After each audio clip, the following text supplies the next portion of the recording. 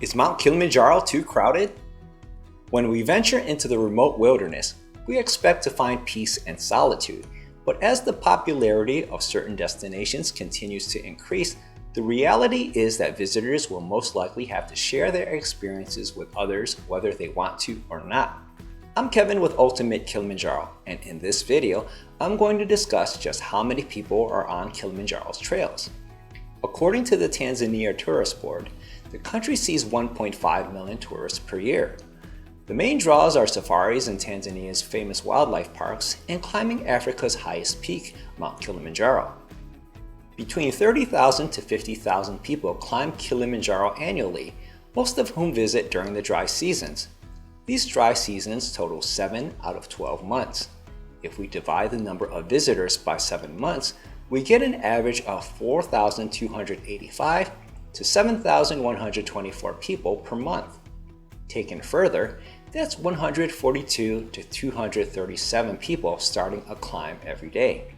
If each person spends 6 to 7 days on the mountain, that's actually around 850 to 1,660 tourists on the mountain at any given time. Now we have to factor in the mountain crews that support the tourists. Depending on the route, there are 3 to 4 staff per client.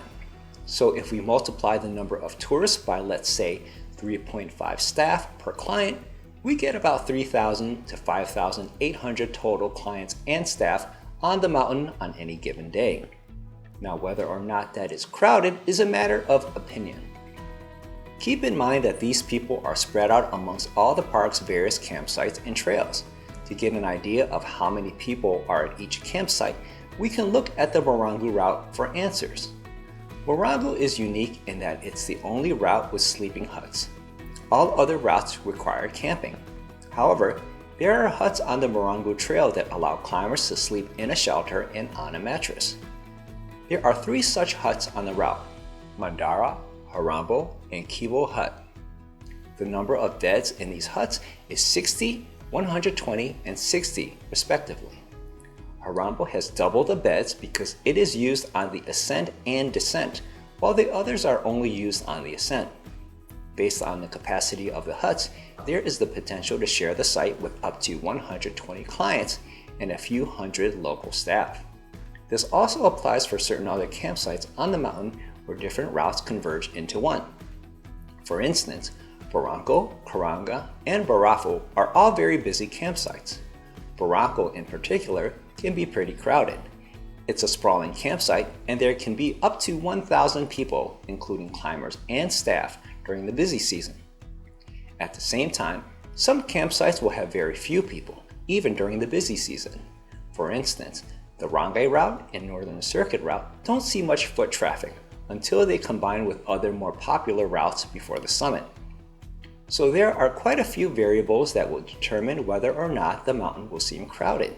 It depends on the route you use, the specific campsite you stay at, the time of the year, and even the day of the week it is. But before you start making nuanced adjustments to your itinerary, let me share some of my insight. I have climbed Kilimanjaro multiple times in various months, including the off-season. There are only 2 spots where I felt the trail was log-jammed. The first is the Barranco Wall. The Barranco Wall is an 843-foot cliff located between Barranco Camp and Barafo Camp. The routes that will encounter this geographical feature are Machame, Limosho, Shira, and Umboy. This is the first reason why it's cramped. It's a place where several trails come together. In addition, it's the first thing that climbers will tackle after camping at Barranco. So every group is starting on the wall at around the same time, just after breakfast. On top of that, the mountain crews use the exact same path to scale the wall as the tourists. And finally, the path itself is one that is narrow, requiring climbers to move in a single file line. Parts of the route require scrambling or use of the hands, so it's slow going and one of the trickier sections of climbing Kilimanjaro. But don't worry, our guides assist each person one by one to get past any obstacles.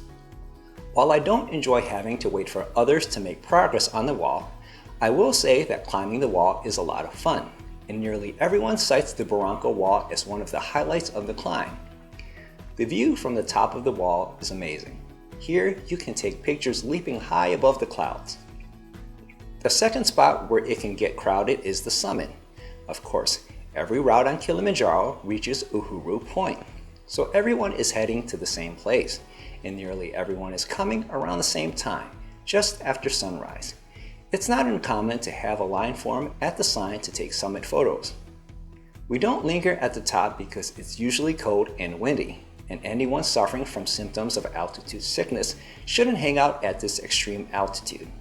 These factors actually keep the summit less crowded than it otherwise might be. Besides these two places, the Barranco Wall and Uhuru Point, Kilimanjaro may feel like an active mountain, but I don't feel it's too congested. And this is coming from someone who hikes solo 99% of the time, on trails where I might run into just a handful of others in a day. Mount Kilimanjaro is certainly not that, nor should you expect it to be.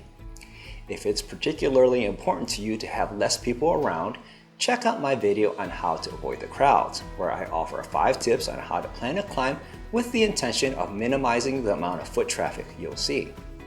For everyone else, my best advice is to take a less popular route like the Northern Circuit or Lemosho, climb during the dry season for good weather, and forget about the rest. It's hard to predict who else might be on the mountain at any given time, and for most people, it's not going to have a bearing on whether you enjoy your time or not. Of all the people I've personally climbed Kilimanjaro with, not once did anyone say it would have been a great experience but for the other climbers. So it's not worth stressing over. You might even find sharing the trail and campsites with other groups more interesting and more fun.